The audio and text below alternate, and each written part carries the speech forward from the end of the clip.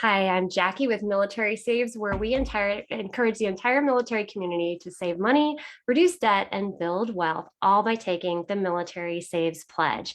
Now, July is Military Consumer Protection Month, and today's theme, don't get scammed.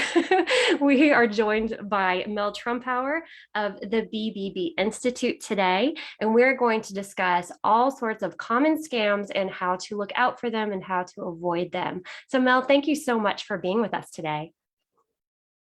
Thank you for having me, Jackie. Great to join you today. Well, we look forward to this conversation so much. Now, before we get started with my questions, I'd like to give an introduction to your fabulous background. So Mel Trumpower is the Executive Director of the BBB Institute for Marketplace Trust. That's the 501c3 educational foundation of the Better Business Bureau. In addition, Mel manages the BBB Scam Tracker, Military and Veterans Initiatives, and BBB for Good program. She has co-authored several research reports and has more than 30 years of leadership in not-for-profits and associations. Mel holds a bachelor's degree from Cornell University and a master's degree from Johns Hopkins University. Last but not least, Mel is a returned Peace Corps volunteer Russian Far East. Wow, that is so cool. That is pretty remarkable. So I love your background, and I cannot wait to jump in right away and find out all of your insight on scams and how to avoid getting scammed. So why don't we go ahead and start off? If you could tell us just a little bit about the BBB Institute and the BBB Scam Tracker. What are those? Yeah, so as you mentioned, BBB Institute is the 501c3 educational foundation of the Better Business Bureau. Our mission is to educate and protect consumers, promote best practices for businesses, and also to solve complex marketplace problems. What's unique about the Institute is that we get to work with Better Business Bureaus who are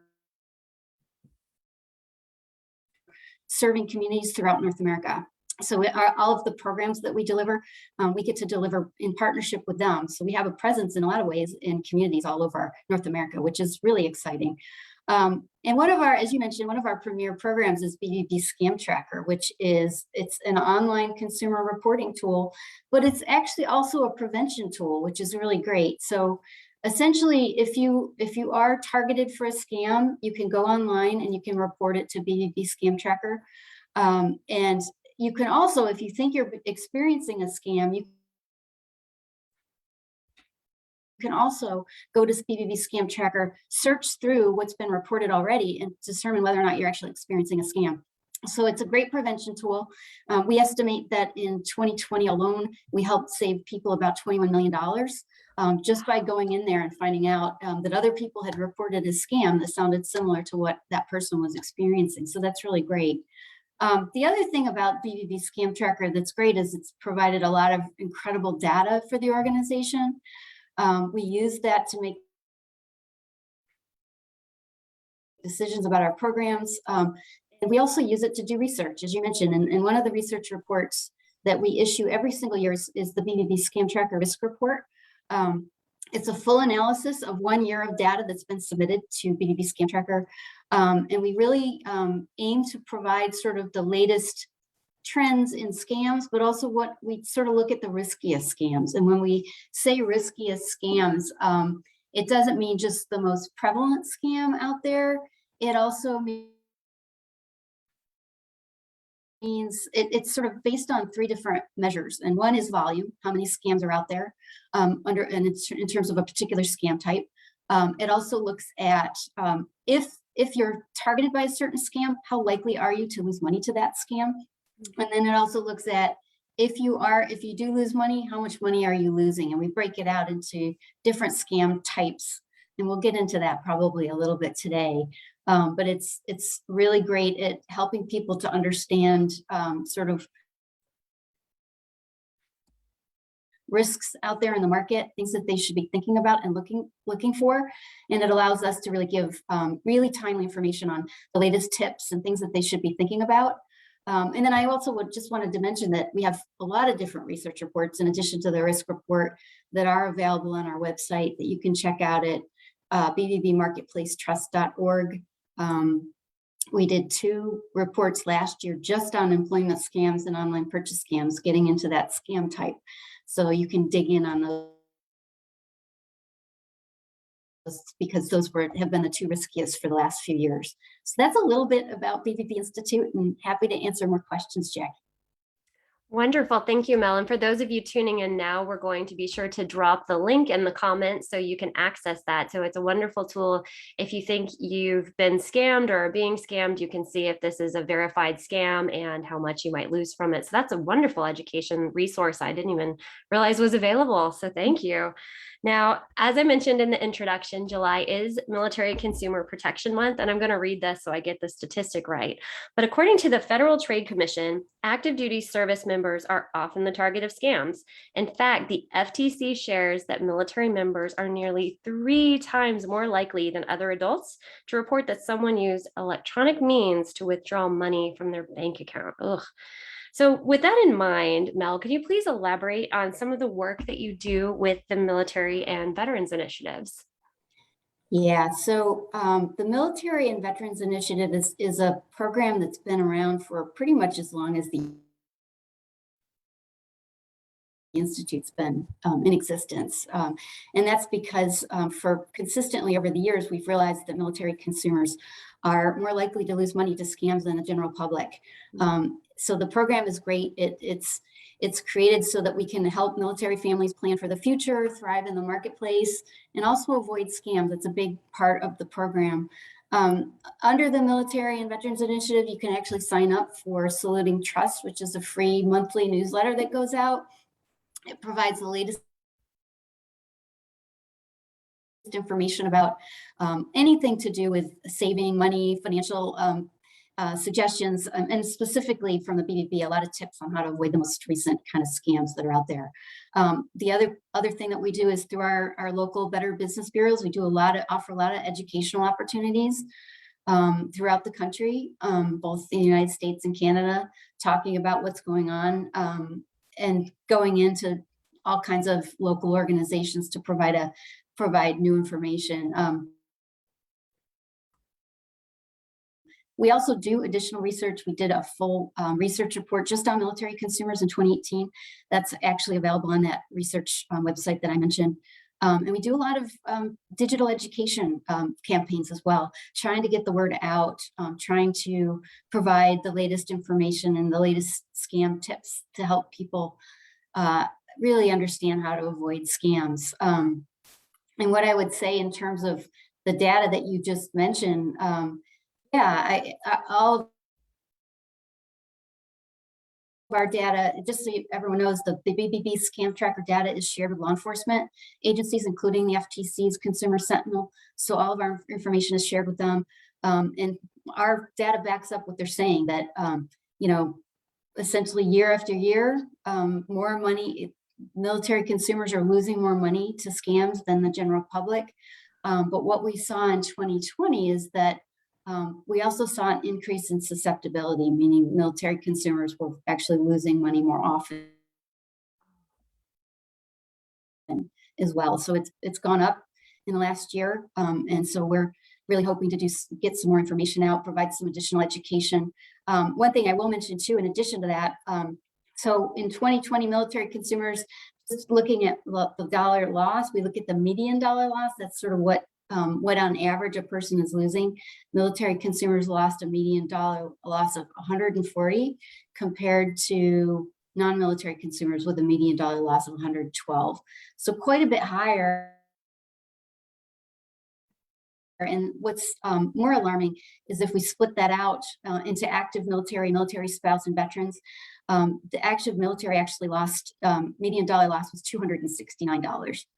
Significantly higher than non-military consumers at $112. So it is concerning. I think that's why our program was created, and we need to do more research to understand why it's happening, but also really to work with partners to get more information out there and to do a better job providing the latest information on how to avoid being scammed. Wow, those numbers are very unfortunate to hear that our military is being targeted, and two, we're unfortunately susceptible to this. And I know we have very transient lifestyles. We're always moving and on the go, and maybe accounts aren't closed out or addresses, aren't changed on time. And I could just see how small details could maybe slip through the cracks. But education is definitely the key. So thank you all for tuning in today. We're going to go ahead and talk about some of the specific scams to look out for. And actually, something that I thought of is you talked about the median number. We don't have an exact number, right? Because not everyone reports that they've been scammed. So these are only the ones who reported, right?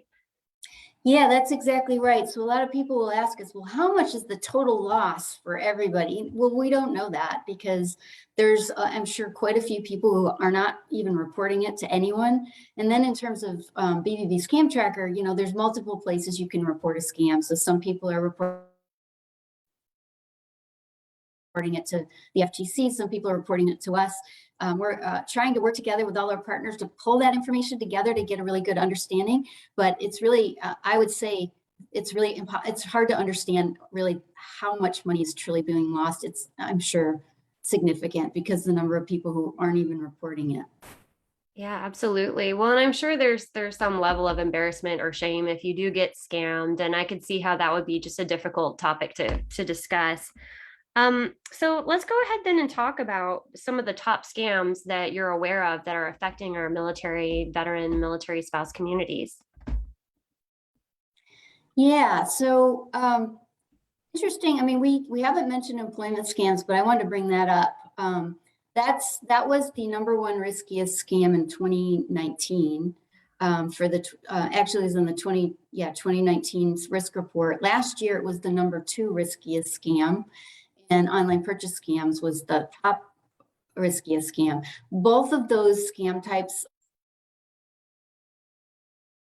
have a huge impact on military consumers, which is not surprising.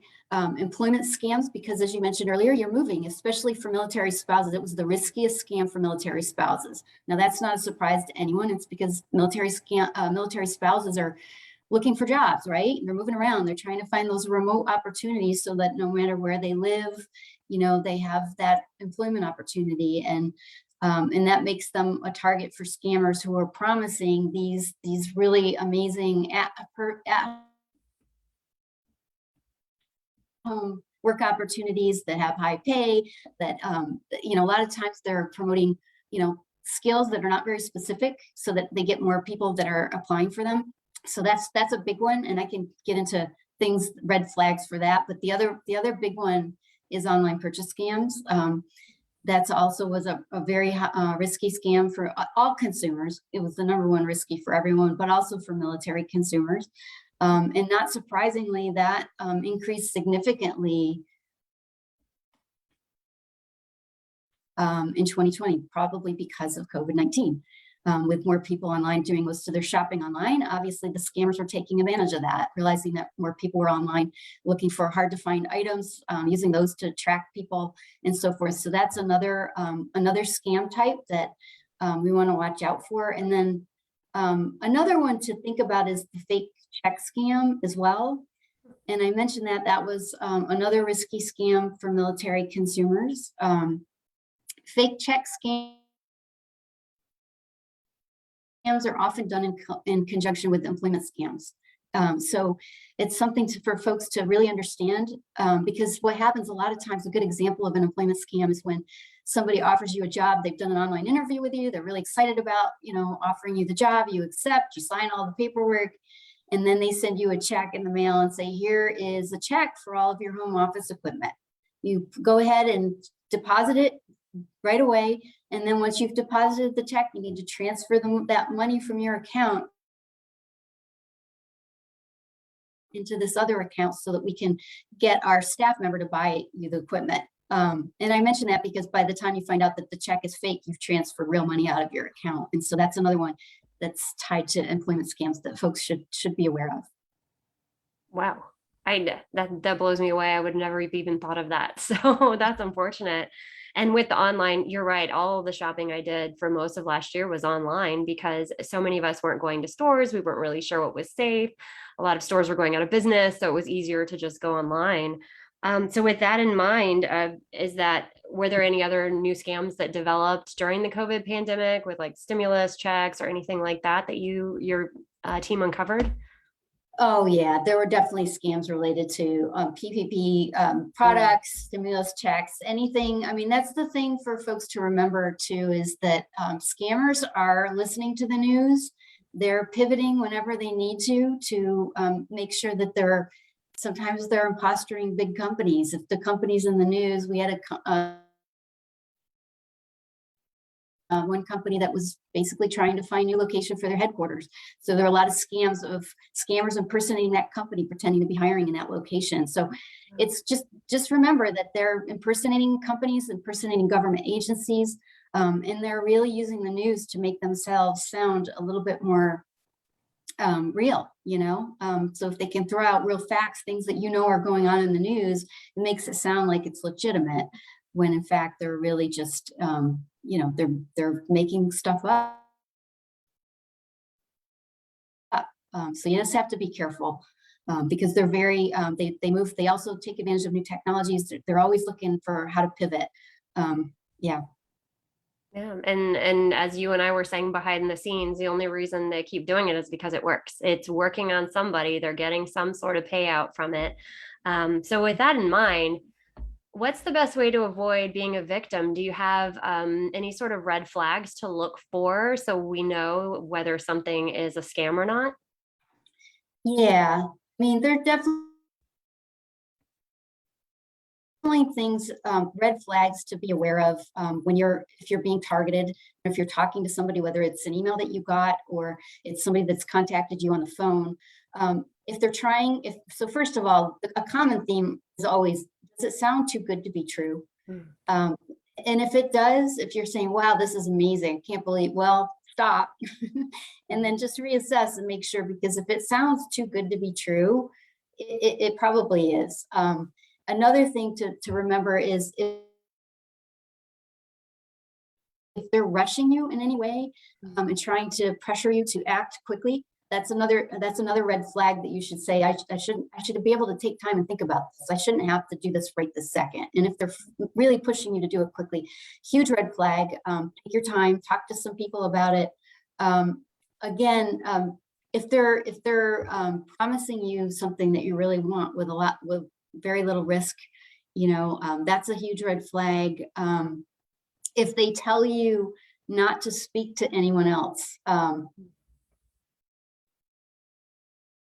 that's a number one red flag. That's huge. So if they're telling you, now listen, don't talk to, and we know this because we've had people go into retail stores and we know retail employees have even tried to intervene, to say, are you okay? And the person on the phone is saying, don't talk to anyone. Don't tell them, this is just between you and I. So that's a huge red flag. If they're telling you not to speak to other people about this, that's a really bad sign. And then another big red flag is if they're asking you to give them gift cards or anything that is not traceable. So if they're saying you're going to pay us by gift card, go to the store, pick up some gift cards, give us the numbers.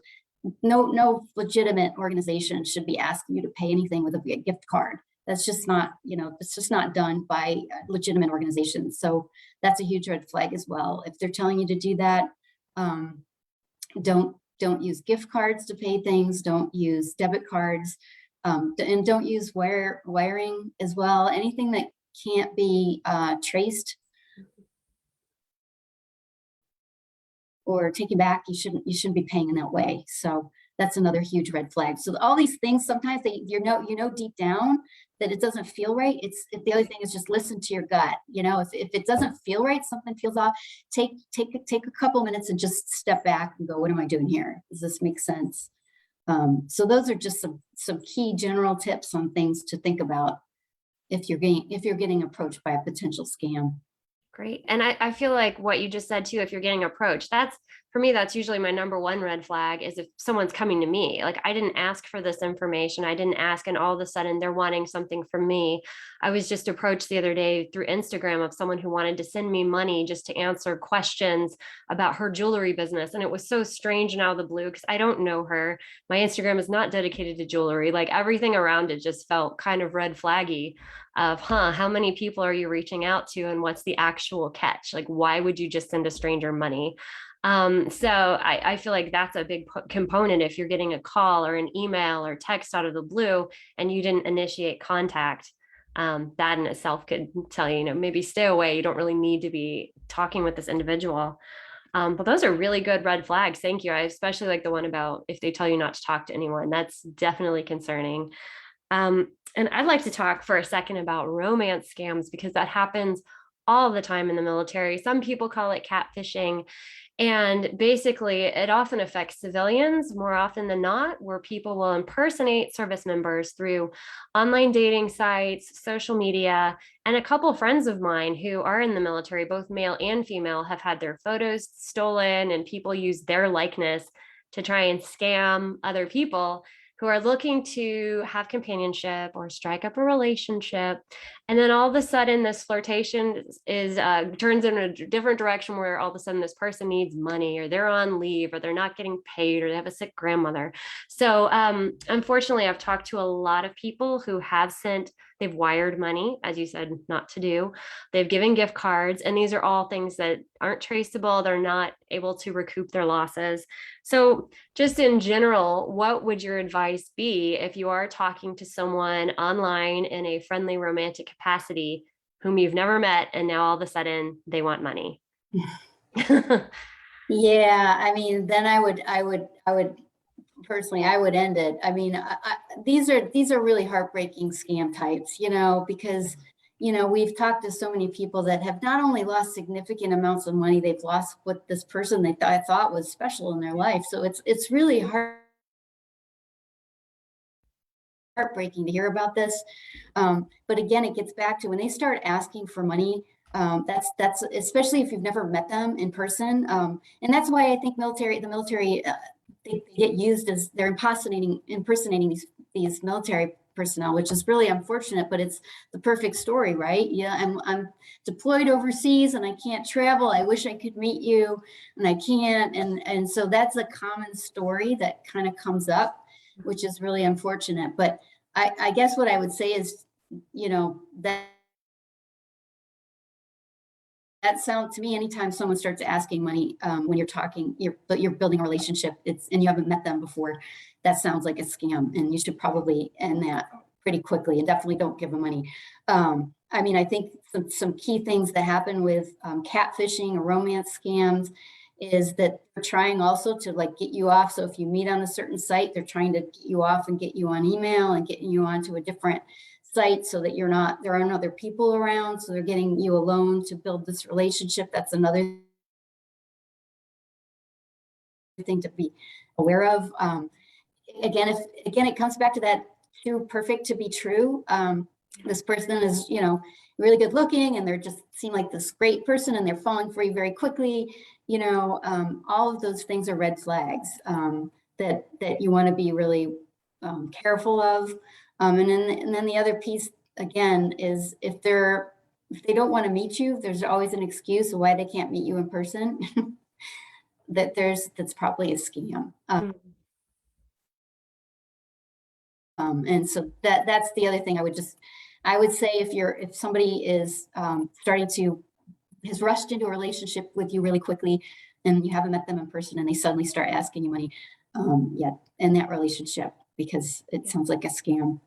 Right. Absolutely.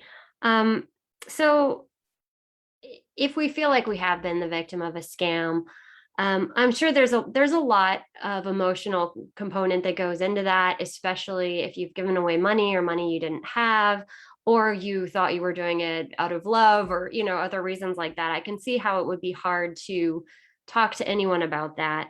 But what steps do you recommend we take? And so I would say report the scam, but also the other thing is to be wary of what type of scam did you just experience? What did they get your identity? Did they just get your money? That's going to sort of, depending on what they got, will depend on how you react, right? So if it's money, just report it. Change passwords, wherever you were before, on your computer, on your phone, whatever, and just monitor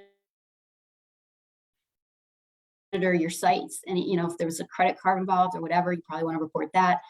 So it's really kind of going back and figuring out all the places that you've kind of been impacted, and determine where to go from there. So if you think your identity has been stolen in any way, you're going to want to check your credit reports. You're going to want to probably go to identitytheft.gov and follow some of the outlines. They have some great information for that, which is much more complicated than just losing money.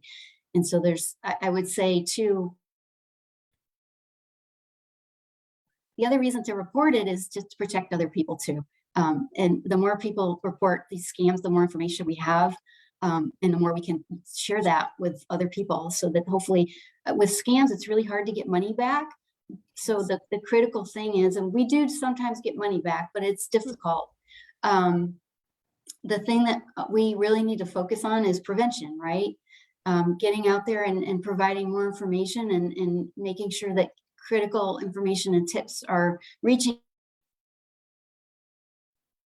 everybody, so that they're aware of how to respond if they get targeted by a scam. That's kind of where we have to focus, because it's really hard to get the money back afterwards.